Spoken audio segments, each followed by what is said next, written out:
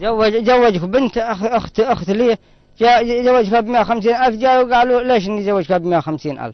لازم عقوبتك كيف يعني؟ يطلعوني حتى هناك عند أبو قاسم يقولوا خلاص أحتاجك أزوجها بقولهم، ما قالوا قالوا ما هو عاد له قلت جاء لي وقت المحل وما عفي خلاص.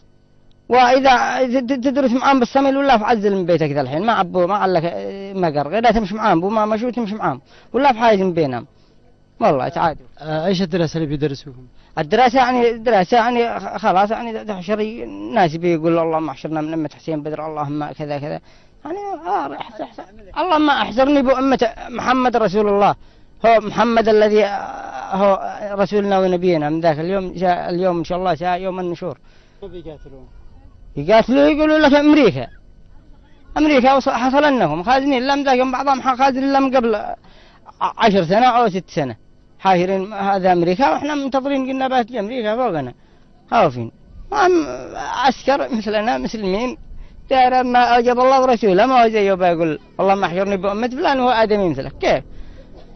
واليوم نجينا الذاق وندعى أخونا فخامة الرئيس علي عبد الله صالح بيكون بعمليات الحرب هذا يصف البلاد عشان نرجع في وطننا آمن ضامنين، فرقنا أموالنا وأولادنا وبيوتنا ودرنا هنا المهذب.